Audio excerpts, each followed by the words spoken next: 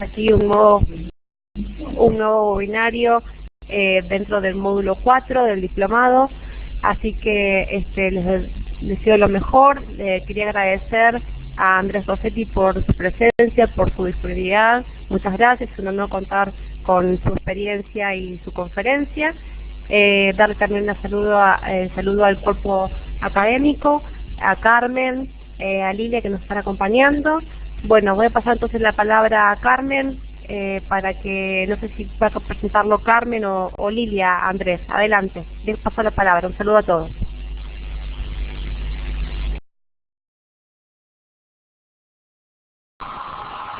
Buenas tardes a todos y a todas. Me alegro mucho de contar con la presencia de mi querido compañero en la Universidad de Córdoba y gran profesor Andrés Rossetti, que es un lujo tener con nosotros en este webinario, porque él es un experto en derechos humanos y ha trabajado y ha acompañado todos los programas de género de la Universidad de Córdoba, y también él está en Italia, donde pasa parte de su año y otra parte de su año lo hace en Córdoba. Y además él es un profesor de Derecho Constitucional, que en este momento creo que tiene la adjuntía, no sé si ha llegado ya la titularidad, porque en Córdoba es muy difícil, estamos muchísimos años, porque realmente hay carrera docente y a veces puede pasar 15 años. De todas maneras él tiene un altísimo cargo dentro de la Cátedra de Derecho Constitucional y sabe muchísimo sobre la materia. Realiza tertulias constitucionales en la ciudad de Córdoba, donde trae expertos y expertas de la región y sobre todo de Europa, que a veces no podemos tener, que son un lujo para Córdoba, para la universidad y para quienes podemos participar. Además, él en el Centro de Investigaciones Jurídicas dirige el área de investigación de mujeres y minorías, y entonces allí siempre tenemos cabida con todas las programaciones de género para poder investigar los equipos académicos. Le doy una gran bienvenida y estamos muy felices de contar con la presencia de Andrés Rossetti. Luego todo el estudiantado del curso va a tener la grabación para poder seguirlo y van a poder compartir a posteriori con él preguntas y respuestas sobre el webinario. Le dejo la palabra.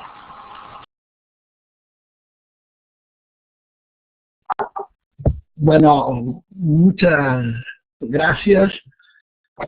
Buenas tardes a todas y todos.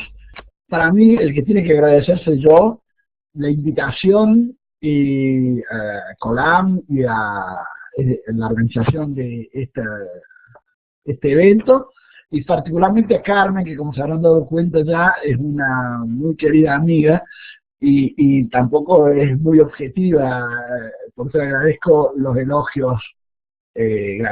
Las equivocaciones de la universidad han hecho que llegue a titular en diciembre del año pasado en Derecho Constitucional, así que creo que eso también abre una serie de perspectivas interesantes sobre la posibilidad de seguir haciendo cosas aquí en Córdoba en defensa y en promoción de los derechos humanos, y dentro de ello, por supuesto, la cuestión de género. Yo soy un apasionado del tema de género, pero he empezado a estudiarlo desde hace un par de años, justamente en gran parte gracias a Carmen, pero por eso todavía no me he animado a hacer una charla vinculada estrictamente con el tema de género, sino que prefiero trabajar y plantear una serie de cuestiones vinculadas fundamentalmente con la relación entre el derecho internacional y el derecho regional de los derechos humanos con los derechos nacionales, y los conflictos que esto puede generar y genera, ¿no es cierto? Es decir, debe contar todo mi entusiasmo inicial con respecto a esto y las perplejidades que hoy me plantean. Espero que se esté escuchando bien, no veo que nadie esté protestando, así que mientras tanto sigo si es así, ¿no es cierto? Y empiezo, ¿no? Bueno, el título lo tienen ahí, paso directamente a cada uno de los ítems, ¿no? La idea es cuestionarse cómo, porque vivimos en un mundo cada vez más globalizado, o sea que la globalización no es actual, pero seguramente es un fenómeno que se profundiza cada vez más, se instala cada vez más y que influye cada vez más en los seres que habitamos el planeta, ¿no es cierto?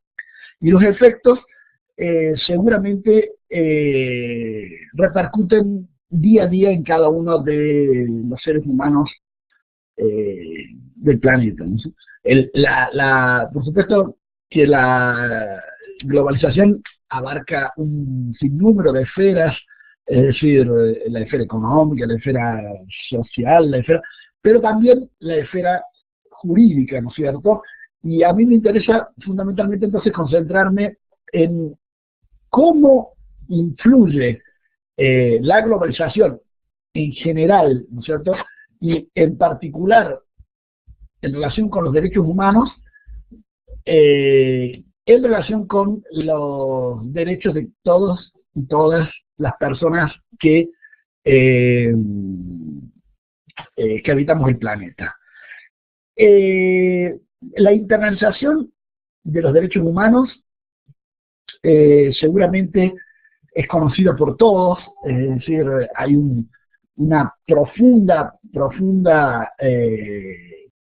avance, impulso, sobre todo a partir del año 45, es decir, después de la Segunda Guerra Mundial, cuando se crea la ONU y la OEA, y empiezan a aparecer los más importantes documentos genéricos en materia de derechos humanos, ¿no es cierto? Las dos declaraciones, la Declaración Universal de Derechos Humanos en el año 48,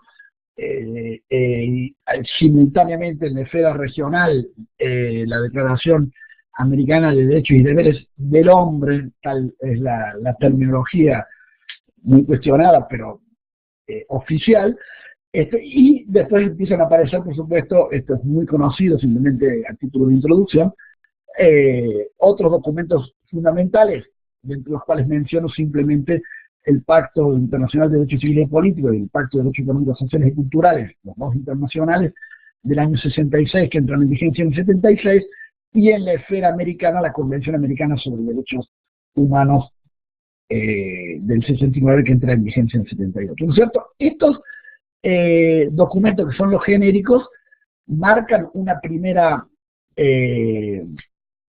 impronta, pero después empiezan a aparecer los distintos documentos ya mucho más específicos, ¿no es cierto?, sobre temas que ya están regulados en los documentos genéricos, pero que empiezan a profundizar, como son el reconocimiento de derechos para categorías especiales o temas especiales como la tortura, como la discriminación contra la mujer, contra la discriminación racial, etcétera, niños, no voy a enumerar todo esto. Esto genera esta especificación y este aumento enorme de normas de derechos humanos que después se van incorporando a los distintos ordenamientos, y ya vuelvo sobre la cuestión, genera sin dudas lo que algunos autores han llamado la inflación de los derechos humanos, ¿no es cierto? Y por supuesto que acá hay fuertes discusiones sobre las ventajas y las desventajas de esto, ¿no es cierto? Yo sigo pensando que es positivo que haya cada vez más derechos, a pesar de que hay autores, por ejemplo, que creen que la mayor cantidad genera menor eficacia y menor fuerza vinculante, o que la mayor cantidad debe ir correlacionada también con una arquitectura o ingeniería constitucional o institucional que haga posible que esos mayores derechos se puedan realmente cumplir, ¿no es cierto? Esto es un tema que está vinculado con todo el minimalismo de los derechos humanos, etcétera, que daría para toda una charla que en todo caso sí podemos después profundizar en el debate, que espero que sea rico, intenso y ágil, ¿no? Lo que sí es claro, que por más internalización o globalización del derecho y de los derechos humanos en particular, la realidad cambia poco. Es decir, habría que ver, por supuesto, esta afirmación es muy polémica, pero uno puede cuestionarse si la mayor cantidad de normas que existen y que aparecen y siguen apareciendo, efectivamente está cambiando las enormes violaciones que hay de derechos humanos en el mundo en general, en América Latina o en América en particular, y bueno, en el caso de donde estoy yo, en Argentina en particular, ¿no? Y la respuesta, por supuesto, acá dependen de los puntos de vista, dependen de los criterios, depende, esto parece como el vaso medio lleno, medio vacío, y de si se tiene una postura optimista o escéptica o pesimista. Lo que yo quiero ahora es que pasemos a pensar si esta globalización, tratar de dar una respuesta a esto que estoy planteando, ¿no es cierto? Es decir, si esta globalización, esta internacionalización de los derechos humanos está efectivamente llegando, está generando cuestiones positivas o no. Si uno tuviera que juzgar, insisto, por lo que se ve, la respuesta es depende, ¿no es cierto? Porque efectivamente hay en algunos campos donde gracias a la internacionalización de los derechos humanos hay fuertes avances, se logran algunas decisiones importantes, pero seguramente la situación de desigualdad sigue muy fuerte, la situación de pobreza sigue muy fuerte, la situación de violaciones en todos los campos, por supuesto de género, sin dudas sigue con mucha fuerza, ¿no es cierto? Y entonces, la pregunta sería, bueno, ¿cuál es la mejor estrategia para lograr que los derechos humanos tengan efectiva vigencia? A mí me pareció siempre fantástico la incorporación de tratados y de documentos de derechos humanos en los derechos internos, porque, bueno, obviamente nosotros en Argentina lo empezamos a hacer a partir de la vuelta a la democracia en el año 83, pero creo esto es un dato más o menos común en la mayoría de los países de América Latina y del mundo, es decir, donde esta globalización de los derechos humanos se empieza a producir con mucha fuerza, más o menos en este periodo, y yo siempre lo vi como una cuestión muy, muy positiva, muy interesante, y que permitía destrabar algunos de los problemas que no se podían destrabar en la esfera interna en materia de derechos humanos, ¿no es cierto? Esto, ¿por qué? Probablemente nosotros también, en el caso argentino, porque la visión también depende desde la perspectiva, en el caso argentino, nosotros salíamos de una cruel dictadura y que, si bien dejaba el poder formal, no dejaba necesariamente de tener fuertes elementos de poder real, ¿no?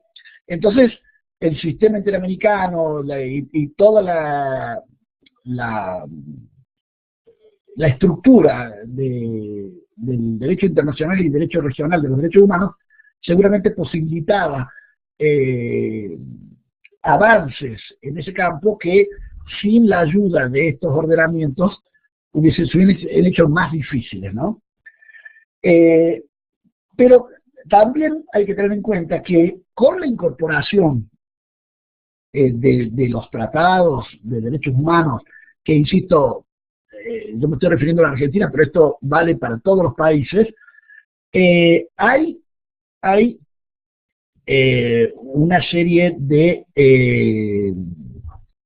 digamos, de consecuencias que también deben ser vistas desde otra perspectiva, ¿no es cierto? Seguramente cuando nosotros incorporamos en los Estados-naciones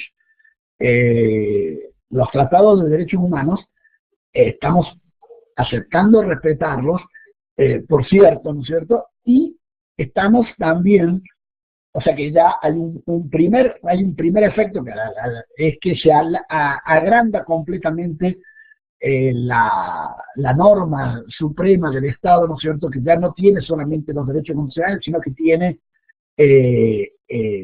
ahora también todos los derechos consagrados en los distintos tratados o documentos de derechos humanos, ¿no es cierto? Pero también, y esto es lo interesante también para reflexionar, es que cuando nosotros incorporamos los tratados, estamos también incorporando con ellos las formas de monitoreo y de control que esos tratados tienen consigo, ¿no es cierto? Esto, por supuesto que ustedes lo saben muy bien, y esto hace que ya las fuentes de producción de normas ya no pasen exclusivamente por la esfera interna, sino que también se incorpora la esfera externa, o sea, ya el derecho de ese Estado ya es lo que dice la Constitución, pero también lo que dicen los tratados y lo que dicen los órganos que monitorean los tratados, que dicen los tratados. No sé si esto queda claro. Es decir, ya hay que tener en cuenta, ya uno cuando incorpora el Pacto Internacional de Derechos Civiles y Políticos, no solamente incorpora el Pacto Internacional de Derechos Civiles y Políticos, sino, por cierto, incorpora también lo que dice el Pacto Internacional de Derechos Civiles y Políticos en los casos individuales que le llegan, en las observaciones generales, en las observaciones conclusivas, etcétera, etcétera. O sea, todo eso se va incorporando como fuente dentro de los derechos internos. Por supuesto, uno puede decir, y antes de seguir adelante, uno puede cuestionar si el derecho internacional es realmente derecho o no. ¿No es cierto? Algunos autores entienden que el derecho internacional tiene poca categoría como derecho, en tanto y en cuanto tiene pocos mecanismos, salvo para algunos países que tengan algo interesante debajo de su suelo, pero no hay mecanismos serios de sanción, ¿no es cierto? Porque el derecho, y por eso asemejan más la idea del derecho internacional a ordenamientos de tipo moral, ¿no es cierto?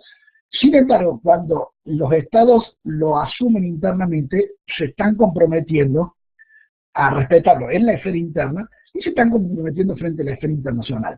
Por supuesto que sabemos que frente a la esfera internacional ese compromiso es bastante relativo en algún campo, porque las decisiones que toman estos organismos que monitorean los tratados de derechos humanos son no obligatorias. Acá habría, por supuesto, que definir qué se entiende por no obligatorias, porque yo en cambio creo que son obligatorias, que no puedan ser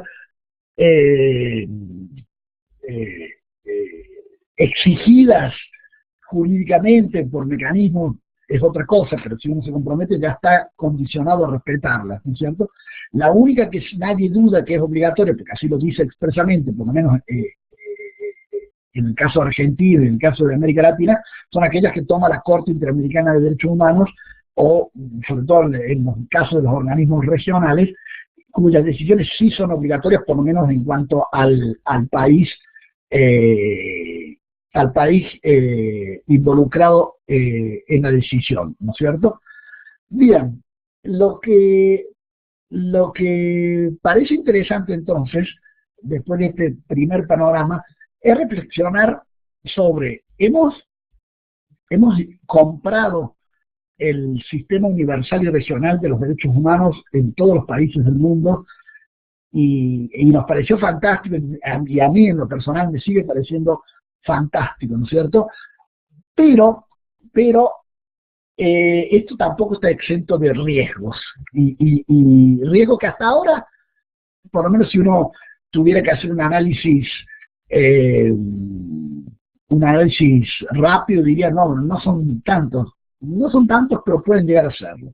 Tratemos de pensar juntos un poco cuáles son las ventajas y los riesgos. Por supuesto, insisto, la globalización cada vez se intensifica más, cada vez hay más corrientes migratorias, cada vez hay más multiculturalismo, cada vez hay más interinfluencia, cada vez hay más intercomunicación, o sea que la influencia de la globalización y de los derechos se hace cada vez más evidente, ¿no es cierto? Yo creo que esto seguramente nos está llevando a un momento desvolta, svolta en italiano, o sea, de cambio. ¿Por qué? Porque efectivamente estamos en esta situación de, de fuerte implosión, como ya dije, de documentos, de organismos que monitorean, etcétera, pero al final, insisto, la situación, más allá de algunas situaciones individuales que cambian, pero la situación en un plano general, los cambios son bastante escasos. Quizás, bueno, uno es muy ansioso y aspira a que los cambios se produzcan más fuertemente. O sea que uno, si tuviese que juzgar la cuestión, diría, hay mucho ruido y pocas nueces en algún sentido, ¿no es cierto? Sin embargo, más allá de que nos guste o no nos guste si los cambios se producen o no, porque, insisto, la situación de pobreza sigue, la situación de desigualdad sigue, la situación de discriminación de la mujer sigue, la situación de la discriminación racial sigue, etcétera, uno tendría de todos modos que tratar de ver si este cambio que parece, digamos, irrefrenable, es decir, porque parece muy difícil de frenar la globalización del derecho, efectivamente está produciendo más ventajas que desventajas, ¿no es cierto? O es una gran cortina de humo que cumple uno de los grandes roles que tiene el derecho. Y esto, vuelvo en las conclusiones, y esto es una de las afirmaciones quizás más polémica, y no la estoy haciendo la afirmación, la estoy planteando como cuestionamiento, ¿no es cierto? Que más polémicas espero que genere en la discusión, ¿no es cierto? Sabemos que frente y ya voy a las ventajas y los riesgos de la globalización de los derechos humanos, ¿no es cierto? Pero sabemos que la violación de un derecho humano puntual, bueno, exige de parte del Estado una intervención inmediata, ¿no es cierto? Y el derecho internacional aparece cuando esa intervención estatal no se produce, ¿no es cierto? Entonces, por tanto, los casos pasan a la esfera regional o universal de derechos humanos según los casos y según las modalidades de planteo que sean, ¿no es cierto? Pero yo lo que quiero cuestionarme es cuáles son estas ventajas, y sobre todo quiero poner el énfasis en los riesgos para ver, para que, digamos, uno esté atento frente a lo que puede suceder, que esperemos que no suceda, por supuesto, ¿no es cierto? Sabemos que tenemos esta enorme cantidad de tratados de derechos humanos, y también es interesante decirlo, con estos tratados que seguramente tienen una visión universalista, con todos los problemas que esto comporta, ¿no es cierto? Una de las características que se suele plantear sobre los derechos humanos es que son universales, o se aspira a que sean universales, y bueno, y tienen, por cierto, un fuerte tinte occidental, ¿no es cierto? Con respecto a la universalidad, digo dos cositas, es decir, la idea de que son universales es muy interesante, ¿no es cierto?, pero choca abiertamente con un sinnúmero de elementos. Quizás el principal es la misma estructura del derecho internacional y el regional de los derechos humanos. Es decir, un derecho que está basado en los estados, entonces donde se permiten aberraciones como las de que, moviéndome en la esfera universal, si yo tengo la suerte de nacer en Japón, tengo una expectativa de vida que ronda los 82 años, y si tengo la suerte, entre comillas, de nacer en Sierra Leona, sé que mi expectativa de vida ronda los 40 años, ¿no es cierto? Entonces, la idea de universalidad que se plantea como un elemento clave de los derechos humanos, en realidad el mismo sistema, este es uno de los elementos para criticar, pero hay otros, ¿no es cierto? Pero el mismo sistema no la tiene en cuenta, ¿no es cierto? La misma idea de ciudadanía atenta contra la idea de universalidad, ¿no es cierto? Y esto es un derecho, por eso digo que está hecho por los estados, con las características que tienen los estados, y por supuesto insisto, el tinte occidental de los derechos humanos, por lo menos en sus comienzos, ahora hay movimientos interesantes en ese sentido, es muy fuerte. Esto, por supuesto, me lleva a uno de los temas que daría charla para vos, daría lugar para otra charla, que sería el problema universalismo-relativismo, ¿no es cierto? Y no estoy necesariamente tomando una postura relativista, pero sí digo que la universalidad, como está planteada, parece una cosa poco seria. Es decir, tendríamos que, por supuesto, para poder hablar de universalidad, tendríamos que pensar en una reestructuración del sistema jurídico universal que posibilitase, por supuesto, márgenes muchísimo mayores de igualdad mediante el derecho, tomarse en serio el derecho al desarrollo y tomarse en serio una serie de cuestiones que, por supuesto, a los estados no tienen la más mínima intención de tomárselo en serio. Por lo menos así parece, ¿no es cierto? Dicho todo esto, las ventajas, ¿cuáles son de la gran internacionalización de los derechos humanos y de la regionalización de los derechos, de la gran incorporación? Estoy hablando muy rápido y quizás espero que me estén siguiendo, ¿no es cierto? Y a ver cómo estoy de tiempo estoy bien. Por lo menos me quedan unos 10 minutos, si no me equivoco. Lo cierto es que gracias a la internacionalización y la regionalización de los derechos humanos, seguramente tenemos más derechos, y eso, como ya dije, parece como algo positivo. A mí me parece como algo positivo, más allá de las críticas que ya mencioné. Y segundo, tiene un elemento importante, que es que aumentan los mecanismos de control, y sobre todo, esos mecanismos de control aparecen como mecanismos concentrados en organismos que se supone que están fuera de la lucha interna, de los problemas internos, y que les permite tener una mayor objetividad y una mayor imparcialidad en la toma de decisiones, ¿no es cierto? Esto, por supuesto, es una presunción que admite pruebas en contrario, por supuesto. ¿Cuáles pueden ser los riesgos de esto, ¿no es cierto? Y más los riesgos, porque hasta ahora, pensando por lo menos en la esfera latinoamericana, bueno, los organismos que han monitoreado el control de los derechos humanos han tenido posturas relativamente progresistas, relativamente, decir, pero esto también puede cambiar. Y entonces acá venimos a cuáles son los riesgos, ¿no es cierto?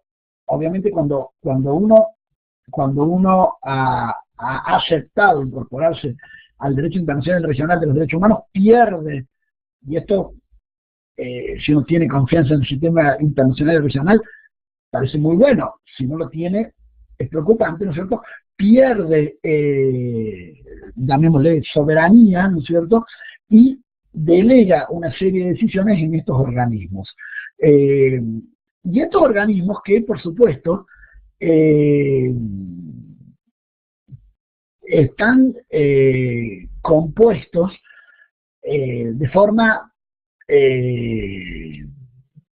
discutible en algún sentido, y sobre todo tienen uno de los grandes problemas que se da, por ejemplo, en la esfera interna, que es el famoso problema del argumento contramayoritario, ¿no es cierto? Nosotros, por ejemplo, en Argentina, pero esto se da en todo el mundo, viene desde Estados Unidos, una discusión que planteó Alexander Bickel y otros autores, nos cuestionamos mucho, bueno, ¿quiénes son, por ejemplo, los jueces de la Corte Suprema para frenar decisiones mayoritarias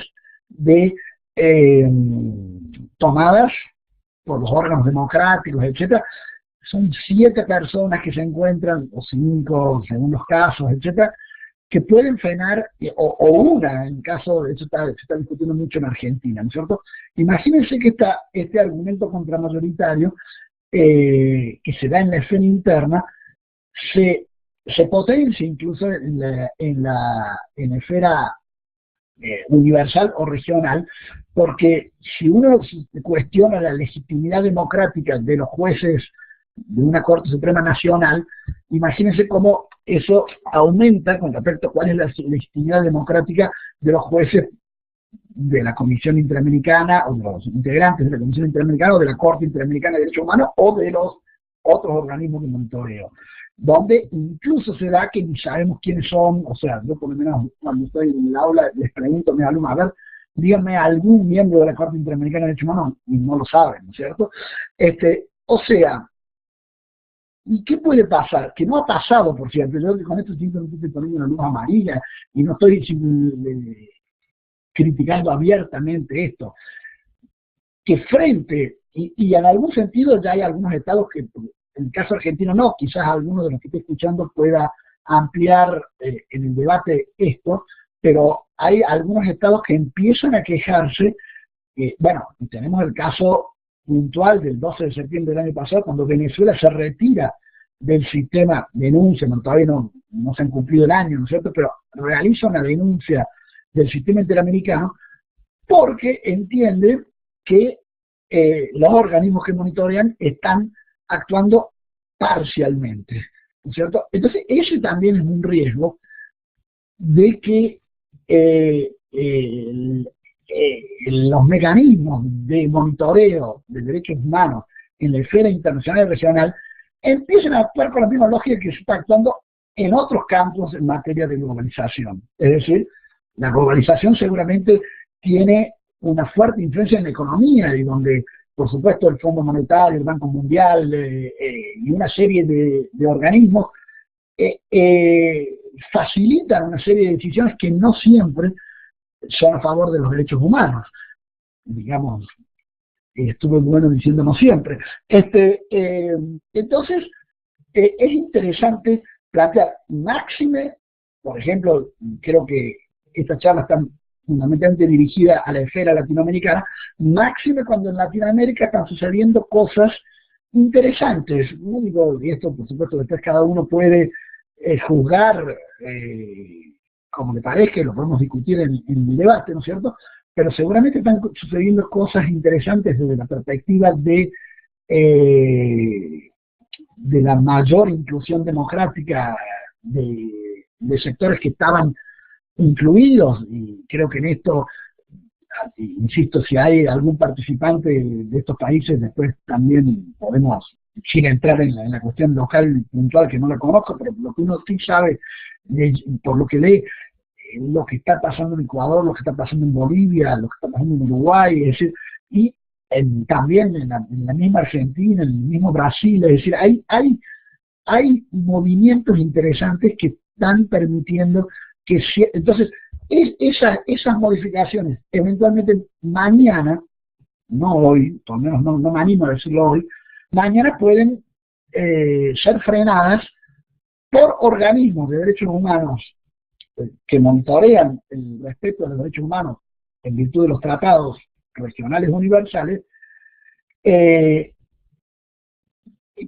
vayan en contra de los derechos humanos de los interesados. Espero que se haya entendido. Y esto es peligroso y es importante tenerlo presente, ¿no es cierto? ¿Por qué? ¿Por qué? Porque en realidad no tenemos que olvidar que por más que hablemos de derechos humanos, estamos hablando de derechos. Y nosotros, claro, y acá sí ya empiezo sí creo que estoy ahora ya en más de la media hora que me habían asignado, así que empiezo a cerrar, me tomo unos 40 minutos para cerrar, no, me tomo 5 minutos para cerrar y termino, porque seguramente, por más que estemos hablando de derechos humanos, estamos hablando de derechos, perdón. Y el derecho, creo que casi, no sé si es así, pero muchos de los que me pueden llegar a estar escuchando estarán vinculados con lo jurídico, y entonces, bien sabemos que nosotros tenemos siempre la idea de que el derecho, o por lo menos cuando uno entra en la facultad, tiene la ilusión, más que la idea de que el derecho es algo bueno, algo justo, algo que persigue la cooperación y la convivencia social, etcétera, etcétera, que seguramente son, sin dudas, algunos de los fines y de los roles para los cuales está el derecho, pero esto lo sabemos muy bien cuando estudiamos sociología del derecho, cuando estudiamos ciencia política, etcétera, que el derecho puede perseguir este tipo de fines y puede ser un agente seguramente de cambio y progreso social, un fuerte instrumento de cambio y progreso social, pero instrumento al fin, o puede ser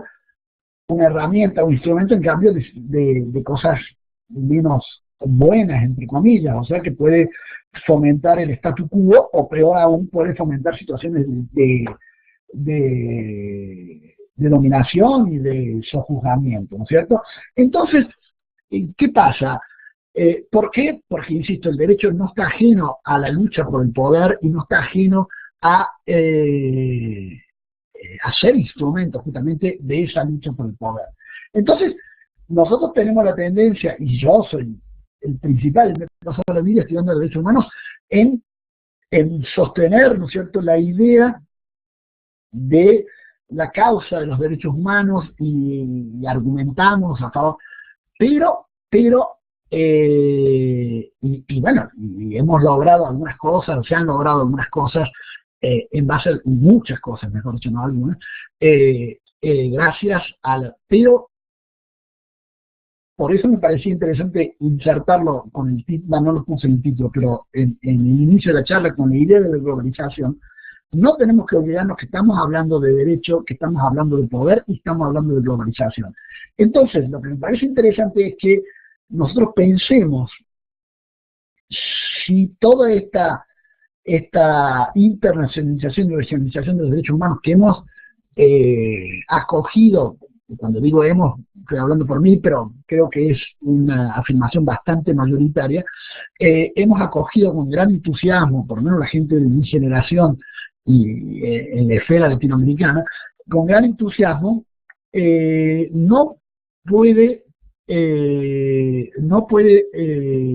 ser, ¿no es cierto?, un preanuncio de lo que muchos llaman ya en otras esferas, bueno, el imperialismo de los derechos humanos y la idea de, a través de los derechos humanos, que esto por supuesto ya pasa y hay guerras preventivas y no tan preventivas en nombre de los derechos humanos, etcétera, etcétera, ¿no es cierto? Pero yo digo ahora, sin meterme ya en ese campo más puntual de las guerras, pero sí yendo al campo del derecho, sí pensar que toda esta maquinaria enorme de protección internacional de los derechos humanos, con el sistema que no cambia, o sea que mantiene los estados, mantiene los mismos mecanismos económicos, mantiene los mismos, no es una forma más de imperialismo, o no es una forma más también de hasta de gatopardismo o de cortina de humo para hacer creer que sí, que de pantalla, ¿no es cierto?, que estamos cambiando, quizás porque se gana un caso en la corte, un caso aislado, pero la estructura, por supuesto que el caso aislado es fantástico, lo celebramos y lo aplaudimos, ¿no es cierto?, pero la estructura sigue igual. O sea, se gana un caso, se gana Karen Atada, ¿no es cierto?, fantástico, creo que lo celebramos, creo que es una decisión estupenda, ¿no es cierto? Ahora, en una de esas esto no nos hace también creer que estamos jugando el juego de los derechos humanos, y en realidad nos están haciendo jugar, pero jugamos y nada más. Esa es la pregunta que es una pregunta por supuesto muy provocatoria, y que yo no doy respuesta, yo simplemente estoy haciendo la pregunta, claro, no estoy tomando partido. Es decir, ¿qué me parece que nos puede servir para pensar la cuestión de los derechos humanos? O sea, estamos en la defensa de los derechos humanos, buscamos el cambio, y sin embargo seguimos viviendo el holocausto cotidiano de miles y miles y miles de muertes de niños, de mujeres, de ancianos, ¿no es cierto?, porque no tienen agua, porque entonces el planteo es, hay una esquizofrenia en este cuestión de los derechos humanos. La internacionalización y regionalización que insisto, yo abracé y sigo abrazando, me parece buena, no, no tiene sus riesgos, y máximo cuando en una de esas algunos sectores del planeta están empezando a cambiar. No sé, dejo la pregunta que es, por supuesto, muy vulnerable. Entonces es muy cuestionable, porque ahora iba a lo de lo vulnerable, por eso la equivocación. Sí digo que creo que la verdadera, cuando entramos en verdadera entramos en problemas, pero la esencia, y cuando entramos en esencia entramos más problemas todavía, pero el sentido de los derechos humanos seguramente debiera ser la protección de los más vulnerables, de los más desposeídos, de los más débiles, etcétera, ¿no es cierto? La pregunta es si todo este mecanismo está persiguiendo eso. Si lo está persiguiendo, estamos muy bien. Si no lo está persiguiendo, hay problemas, ¿no es cierto? Y entonces uno tendrá que optar, llegado el caso, que no ha llegado aún, al contrario, yo creo que lo que están haciendo todavía la Corte Interamericana, la Comisión Interamericana, como regla, después la división en otros países puede ser discutible, los distintos comités de Naciones Unidas, es realmente muy encomiable, pero porque están quizás con un self-restraint y han manejado bien los criterios hasta ahora, pero mañana puede cambiar, basta que cambien 3 jueces o 4 jueces de la Corte Interamericana y haya un avance conservador, supongamos, y bueno, entonces todo lo que aplaudimos lo vamos a empezar a cuestionar, ¿no es cierto? Entonces, la idea mía era, con esta charla que ha sido bastante provocatoria, era llevar y obligar a la reflexión, ¿no es cierto? Y por supuesto tenemos que ser conscientes que la realidad tampoco se cambia con el derecho, ¿no es cierto? El derecho, insisto, es un instrumento, pero seguramente como todo instrumento puede ser bien usado. Entonces, frente a eventuales conflictos, eventuales con problemas entre el derecho internacional y regional de los derechos humanos y los derechos locales, uno empieza a cuestionarse que si siempre tiene razón el derecho internacional y regional de los derechos humanos o no. Daría para mucho más, pero bueno, me freno acá porque he hablado casi 45 o 50 minutos. Muchas gracias por escucharme y quedo abierto por el debate.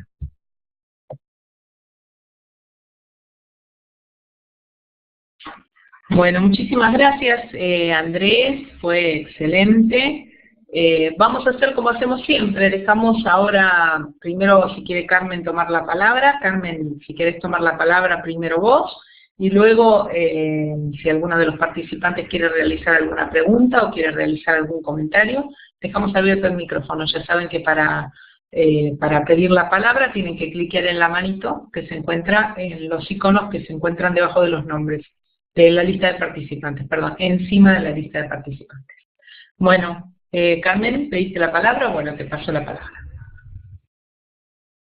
Bueno, antes que nada felicitar a Andrés siempre, no solo por la inmensa cantidad de conocimientos y bien procesados durante tantos años, sino porque también siempre tiene una mirada muy innovadora y muy provocativa en un tema que uno lo podría tratar tradicionalmente y quedar ahí, y él siempre está buscando algo más y una mirada más profunda y mecanismos y herramientas, etcétera, que nos deja un poco así, bueno, como con muchas cosas en la cabeza para pensar. Yo lo miro desde el lado de género, ¿no? Esto que último, de que si vemos la coalición, por así decirlo, entre derecho internacional y los derechos nacionales, la cultura, ¿verdad?, etcétera, y qué es lo que vamos a priorizar en determinados momentos, hasta cuándo el derecho internacional, que para nosotros las mujeres ha sido la base de todas las conquistas desde el punto de vista jurídico, porque ahí se comenzaron a plasmar, pero hoy es cierto, tenemos muchas discusiones de los grupos de mujeres negras, de los grupos de mujeres indígenas, que nos dicen que ese derecho universal, como él decía, con esa mirada tan occidental, no les está sirviendo para avanzar en sus propios derechos. Por eso a veces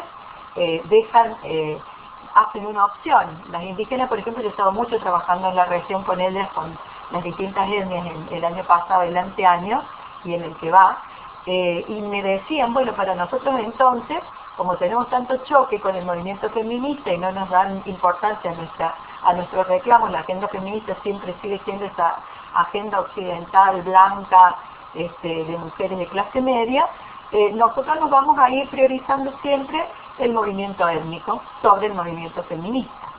Y eso es grave porque quiere decir que entre las propias mujeres el género genera esta diferencia que es convertida en desigualdad entre las propias mujeres, y también este discurso dominante de las mujeres blancas, clase media, intelectuales, etcétera, no deja dialogar los otros discursos y entrar las otras voces de las mujeres negras, de las mujeres indígenas, de las mujeres con otras capacidades, por ejemplo, etcétera. Por un lado eso me pareció y era un comentario. Y la pregunta es, como Andrés es un experto en derecho constitucional y maneja las garantías, ¿cuál te parece, Andrés, que de las garantías constitucionales que más o menos se manejan en la región es la garantía que más pueden usar las mujeres para hacer realmente que sus derechos sean reconocidos? Porque se usan muy poco las garantías constitucionales inscritas en las constituciones para los derechos. Y también, ¿cuál de los mecanismos de democracia directa te parecen que pueden ser utilizables? Yo creo que la mayoría, pero quiero escuchar tu opinión. Ahí nomás dejo. Bueno, muchísimas gracias, Carmen. Insisto, ya quedó muy en evidencia al comienzo, pero sigue en evidencia ahora, es una amiga, o sea que... Pero bueno, yendo primero el comentario, aprovecho para contar algo que a mí me impactó. Yo tuve la suerte de hacer mi tesis de maestría con una gran militante feminista, a pesar que yo no tenía nada que ver con el feminismo entonces, ¿no es cierto?, ya fallecida lamentablemente, Catalina Tomaszewski, ¿no? Y ella, quizás algunos pueden conocer el nombre, y ella, por ejemplo, contaba, en base a lo que tú decías, Carmen, lo que vivió, por ejemplo, en la reunión mundial de Beijing en el año 95, y cómo, por ejemplo, a veces hay imperialismo inconsciente y bien intencionado. Por ejemplo, contaban que las musulmanas pasaban y las occidentales decían, pero libérense, sáquense el velo, ¿no es cierto? Luchen por su dignidad, etc. Y por supuesto que, visto desde nuestra óptica, tenían razón en algún sentido las occidentales, pero lo que planteaban las musulmanas era, pero ustedes no se dan cuenta que el velo es algo totalmente insignificante frente a los otros derechos por los cuales nosotros tenemos que luchar. Si nosotros nos preocupamos por el velo, nos despreocupamos por otros derechos y le damos pie, nos estamos luchando por cosas mucho más interesantes. Entonces, como también, y esto se vincula con la idea de universalidad y digamos, y relativismo, como también a veces la visión es siempre universalista y hay que tener en cuenta la realidad, el contexto, etcétera, etcétera, ¿no es cierto? Esto para seguir el comentario y que seguramente esto vamos a volver sobre la cuestión. Con respecto a las garantías y a para lograr, voy a decir algo también provocatorio porque lo creo mucho, es decir, ahora que tenemos posibilidad de voto, la primera garantía, que no es garantía en sentido estricto, por supuesto, ¿no?, sería el voto. Es decir, empezar a elegir,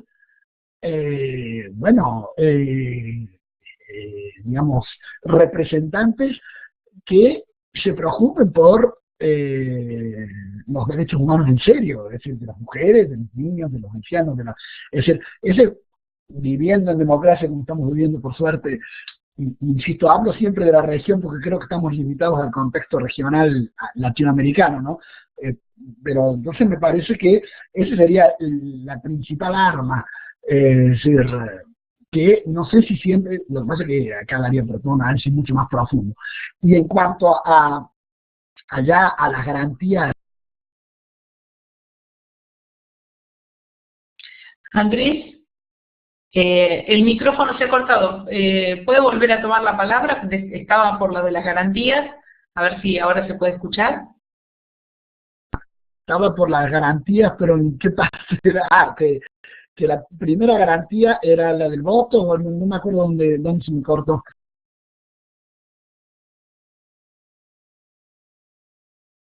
¿Hola?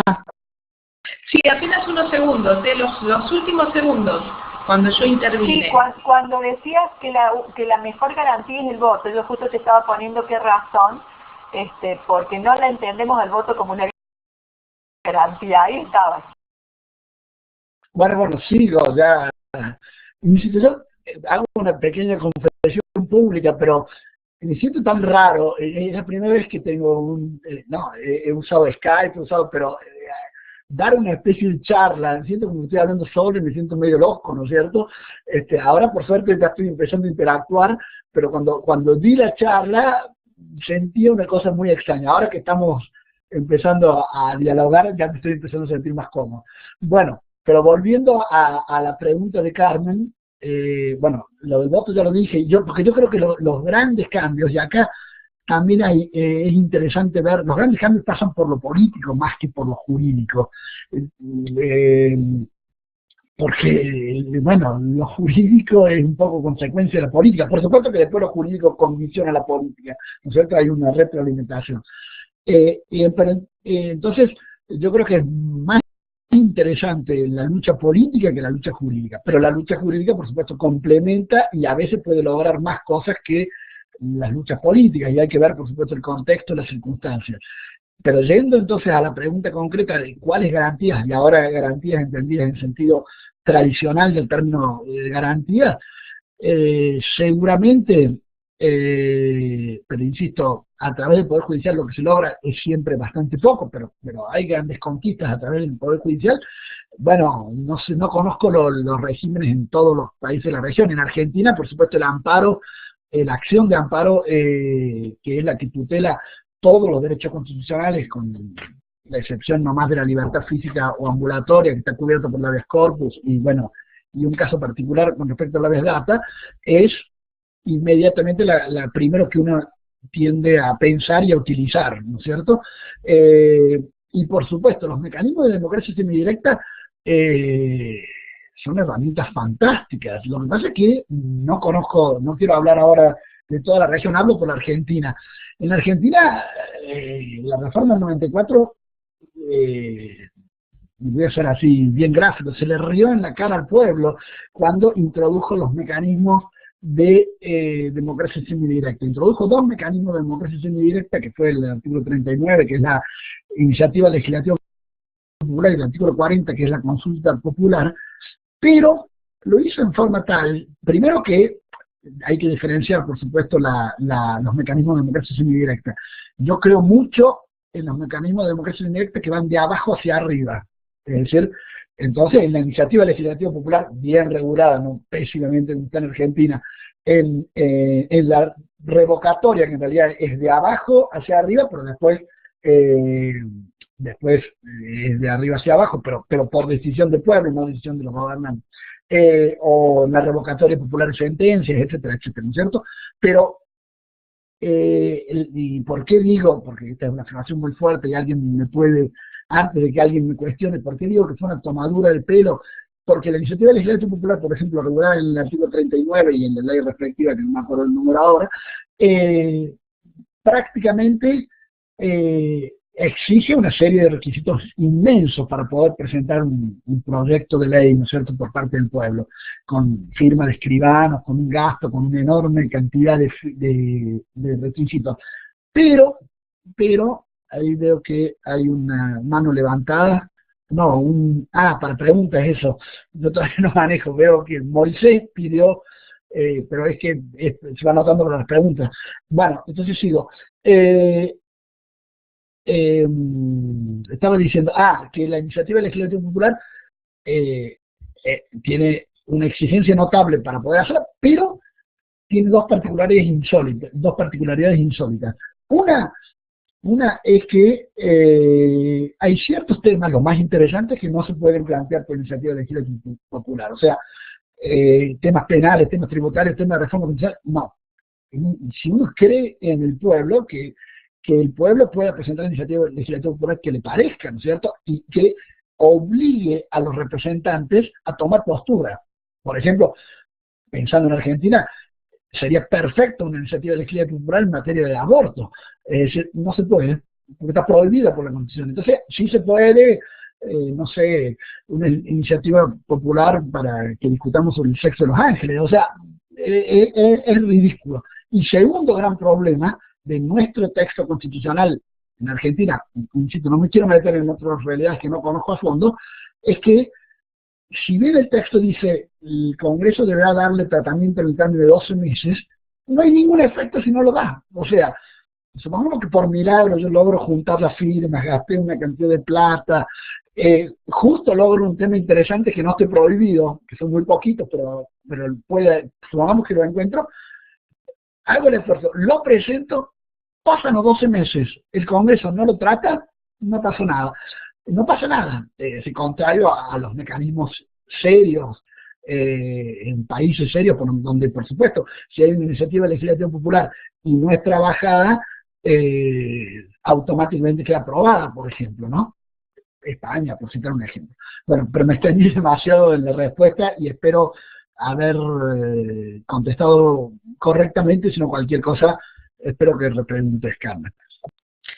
Bueno, Andrés, hay un comentario de Leslie que dice, felicitarlo por tan estupenda ponencia, quisiera preguntarle cuáles son los avances en materia constitucional y derechos humanos que ha podido encontrar en América Latina, y está el pedido de mano de Moisés.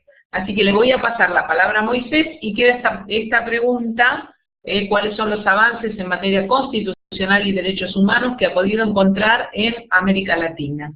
Le paso la palabra a Moisés y queda también esta pregunta pendiente.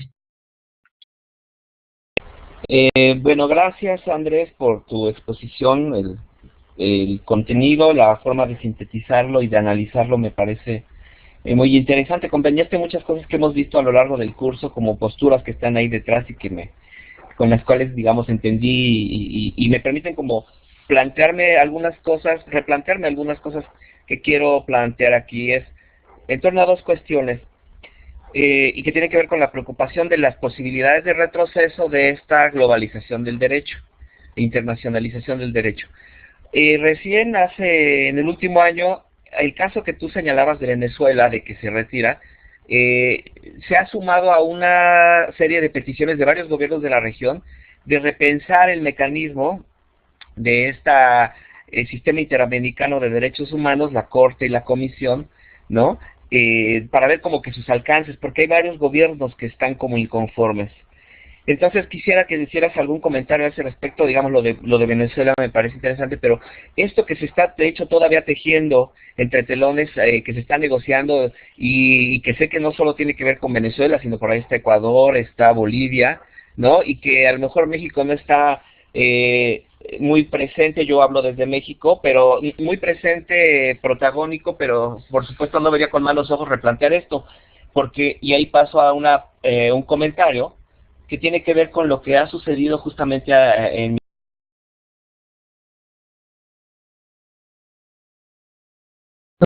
ha sucedido justamente No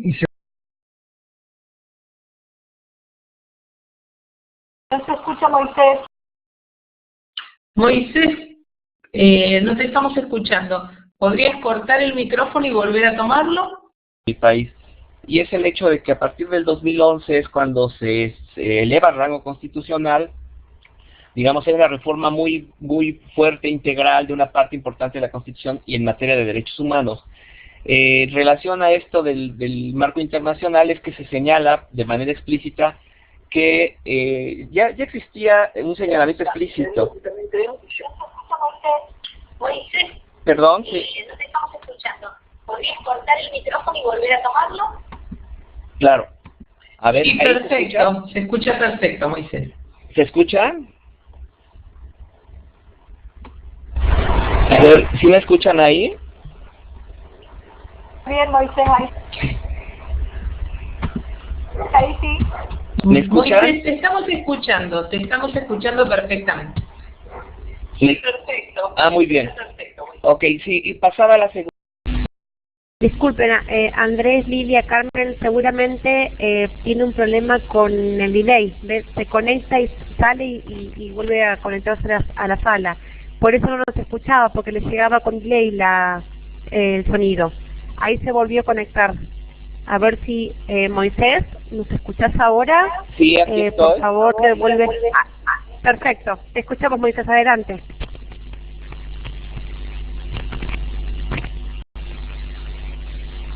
Moisés, tienes abierto el micrófono, pero no te logramos escuchar ahora.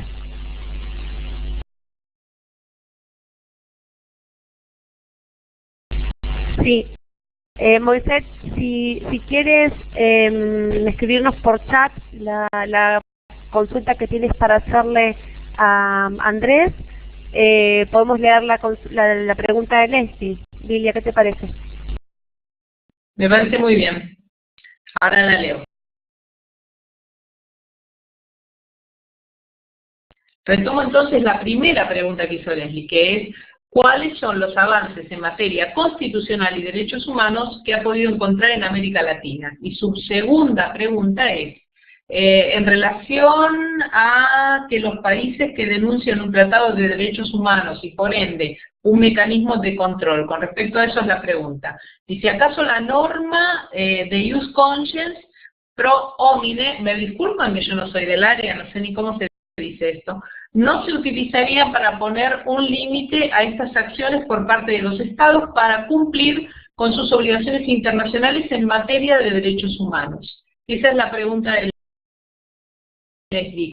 Queda en el chat, Andrés, si la quieres leer. Sí, hola de nuevo, ¿no? La segunda pregunta no me quedó clara, pero vamos a la primera, ¿no es cierto? Que la primera era sobre... no. La primera pregunta dice, ¿cuáles son los avances en materia constitucional y derechos humanos que ha podido encontrar en América Latina? Bien, yo creo que estamos en un momento interesante en América Latina. De hecho, se empieza a hablar, o ya se habla, mejor dicho, elimino y se empieza, del nuevo constitucionalismo latinoamericano, y donde ahí fundamentalmente se incorporan las constituciones de fines del siglo, las reformas constitucionales de fines del siglo pasado,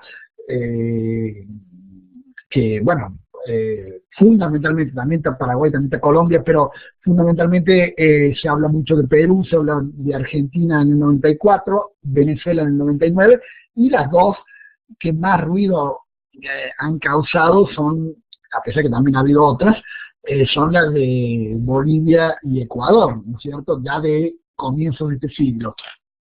¿Qué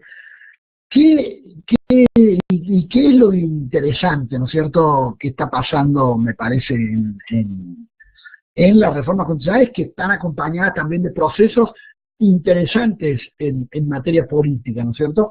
Yo creo que, primera cuestión, se están reconociendo nuevos sujetos de derechos, están empezando a aceptar que, digamos, las posturas liberales clásicas tienen una fuerte reticencia a hacerlo, por ejemplo, derechos de grupos, se empieza a tomar muy en serio, por lo menos formalmente y normativamente, después habría que ver si es así en la realidad, cosa que me parece que no lo es, derechos de la naturaleza o derechos ecológicos, etcétera. Se sigue cuestionando mucho la idea del presidencialismo, ¿no es cierto?, como forma de gobierno, pero bueno, yo no creo que se haya acrecentado. Bueno, en Argentina sí, en el 94, por ejemplo, que una de las premisas que tenía la ley de la reforma de atenuar el sistema presidencialista, no se logró ese objetivo, ¿no es cierto?, pero no creo que se haya agravado en forma notable, quizás no se ha mejorado. Yo creo que los avances son interesantes en estos aspectos en el mayor reconocimiento de derechos sociales, con el problema de después si basta reconocerlos en la Constitución para que después efectivamente estén. Bueno, y acá entramos en un terreno de que ya lo discutí un poco también en la charla, si conviene o no conviene poner derechos que en una de ellas no se van a poder cumplir inmediatamente. Y acá tenemos dos posturas, yo creo, con mis dudas, pero creo que sí conviene, porque es un elemento posterior para la lucha por el reconocimiento del derecho. Hay veces que se ponen cosas en forma claramente esquizofrénica. Por ejemplo, en Argentina, en el 94, se hace un cambio normativo impresionante, sobre todo con una cláusula que era del 75, inciso 23, que consagra la igualdad real de oportunidades, ¿no es cierto? Creo que estoy escribiendo. Perdón, me distraje por el chat, pero voy a ser más breve porque estoy contestando muy largo. Creo que... decía que en Argentina la igualdad real de oportunidades seguramente, desde el punto de vista normativo, es un cambio de paradigma. Es decir, antes y después, cuando yo consagro la igualdad de oportunidades, tendría que cambiar muchas cosas. Lo que pasa es que se consagraron en el 94, la clase política que gobernaba antes, durante y después era más o menos la misma, y en realidad no había ningún interés porque se da la paradoja que la igualdad de oportunidades se introduce en un momento donde se está produciendo una desigualdad estructural notable en Argentina, donde hay un neoliberalismo salvaje que hizo que, por lo menos en materia económica y con todas las consecuencias que eso después conlleva en todo el resto de los derechos, hiciese que una gran franja de la población se enriqueciese mucho y la mayoría se empobreciese, ¿no es cierto? Entonces, hay que diferenciar lo que son los avances normativos, que creo que ha habido en muchos, pero muchos antipapistas, falsos, digamos, que no, en realidad no pretenden el real cambio, y de otros que en cambio han sido acompañados quizás de un proceso más serio, más mayoritario, que no conozco yo, y en todo caso sea algún miembro que esté escuchando de Ecuador o de Bolivia, que me parece que han hecho reformas basándose más en realidades no tan teóricas, que no quieren ponerse en la realidad, sino más vinculadas con la problemática local, ¿no? Esto con respecto a la primera pregunta. Bueno, después, ¿cuáles son los más relevantes? Creo que Bolivia y Ecuador, que yo las he leído, pero no soy un experto en el tema, creo que son dos constituciones que hay que leerlas muy bien y hay que estudiarlas muy bien, ¿no es cierto? Pero seguramente nosotros, esto es lo que más termino, ¿no es cierto? Porque cuando hablamos de constitucionalismo estamos pensando mucho en la Constitución como norma, ¿no es cierto? Es una tendencia, una deformación profesional de los constitucionalistas, podría decir, ¿no es cierto? Pero si no pensamos tanto solamente en la norma, porque la Constitución en realidad no es nada más que una norma, es todo o es una norma pero en sentido amplio, creo que ahora sí se están dando cambios interesantes en América Latina, no solo desde la norma, que fue el análisis que hice hace un ratito, sino desde ya no la constitución formal en esta distinción, que por lo menos acá en Argentina se hace mucho, sino desde la constitución real. Entonces sí empiezan a aparecer ya políticas de Estado avaladas, o políticas públicas avaladas, ¿no es cierto?, por los órganos constitucionales, que creo que sí pueden llegar a producir cambios interesantes. Voy a un ejemplo. En Argentina se introdujo por decreto la asignación universal por hijo, ¿no es cierto? Y esto está generando, que no es un cambio constitucional, por supuesto, desde el punto de vista de la constitución formal, pero está generando un cambio real en la situación de los derechos de una parte importante de la población, que creo que es muy interesante considerarlo. Pero no me quiero extender más. En todo caso, que sigan las preguntas. Yo quisiera ver si Moisés puedes hablar ahora. Te habíamos escuchado bastante, pero bueno, si puedes hablar, trata de hacerlo sintético. Lo que sucede con tu conexión es que tiene una demora y por momentos se va la voz, luego retoma con un ritmo mucho más rápido, pero retoma. Pero vamos a probar a ver si puedes. ¿Me estás escuchando bien, Moisés? Te paso la palabra.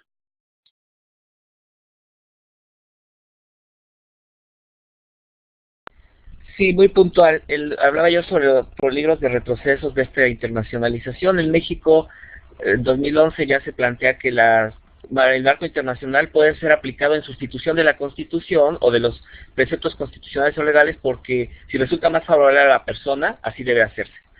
Una cuestión que me parece muy importante y que en algunos casos sitúa por encima de las normas constitucionales una norma internacional. Unos meses después, un legislador muy influyente del partido más mayoritario propuso una reforma constitucional para justamente dejar claro que era la Constitución la que en última instancia estaba por encima. Entonces, no pasó porque hubo una movilización de organizaciones de todo tipo, ciudadanas e incluso de estas de Estado, comisiones de derechos humanos, en contra de este intento. Pero pues lo vinculaba al comentario anterior en relación a los peligros que existe y la opinión de Andrés respecto de retrocesos en la internacionalización del derecho en los estados nacionales. Nada más. Yo, si no recuerdo mal también, Moisés, vos habías planteado estas perspectivas y estos planteos de cambio dentro del sistema interamericano, ¿no es cierto? Yo creo que efectivamente, y ahora hablando bien del sistema interamericano, que yo insisto, yo no estoy hablando mal y espero que no se me vaya a confundir el planteo. Yo creo que incluso lo que está haciendo o lo que ha hecho en muchos casos la Corte Interamericana y la Comisión Interamericana es notable, ¿no? Lo que sí, y no va en contradicción con todo lo que he dicho, lo que sí sería interesante es también darle, por ejemplo, el sistema interamericano actúa sin fondos, prácticamente no tiene, aparte no tiene permanencia, los jueces se reúnen pocas veces al año, ¿no es cierto? Y realmente trabajan en condiciones muy precarias porque tienen muy poca gente que colabora con ellos y así todos logran hacer lo que hacen. Creo que el sistema debiera, digamos, reforzarse en varios campos. Ha habido algunas mejorías, por ejemplo, hasta hace unos años no se podía llegar a la Corte Interamericana, solamente lo podía hacer la Comisión. Bueno, eso ha cambiado. Ahora sí, automáticamente, si la Comisión dicta una resolución contraria, se va a la Corte, salvo que la mayoría de la Comisión se oponga, pero digamos ha habido interesantes cambios, por ejemplo con respecto a la carga probatoria en materia de agotamiento de los recursos internos cuando uno hace una denuncia ante un Estado. O sea, ha habido progreso, pero creo que lo que se puede hacer todavía es mucho.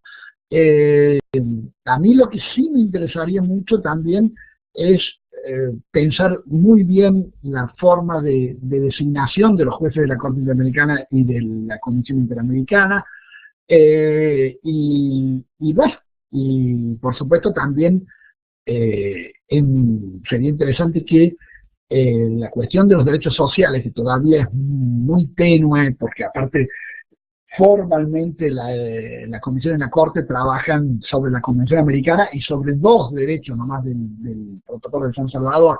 Sería interesante que se ampliara eso y que se ampliaran el cúmulo de derechos que se pueden controlar, que no sean exclusivamente los derechos civiles y políticos, digamos, que ya por supuesto es bueno, pero podría ser mejor.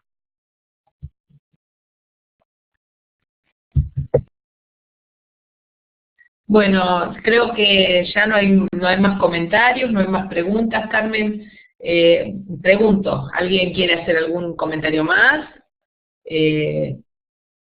Bueno, entonces, como nadie levanta la mano, te paso la palabra, Carmen, para que cierres y lo despidas. Bueno, de mi parte también te despido, Andrés, y les agradezco a todos la participación. Ha sido excelente y muy interesante para el curso. Seguramente que el resto de los estudiantes y las estudiantes que no pudieron asistir, porque es difícil el encuentro sincrónico, con personas ocupadas que trabajan, que están en 1000 cosas a la vez. Seguramente van a escuchar la grabación y va a ser muy interesante y van a tener un espacio de intercambio contigo que me parece muy valioso desde lo pedagógico para este curso. Bueno, muchas gracias y Carmen, te paso la palabra para que cierres.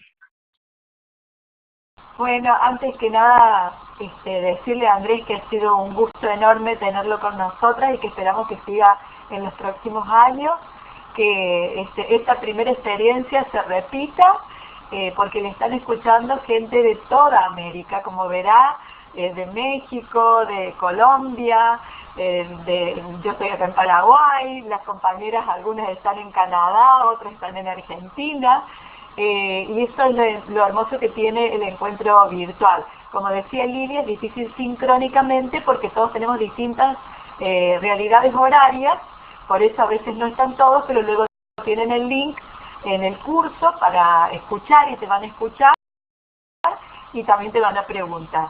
Entonces solamente agradecer esta gran exposición que nos ha servido realmente a todos y a todas y que se repita, nada más. Muchas gracias a ustedes, espero que se repita y realmente empecé con muy raro hablar y ya ahora ya me siento, ya tengo ganas de seguirles, aclaro, pero bueno, se termina. Muchísimas gracias por la calidez, muchísimas gracias por escucharme, muchísimas gracias a las moderadoras y bueno, muchas gracias a vos también, Carmen. Y hasta luego.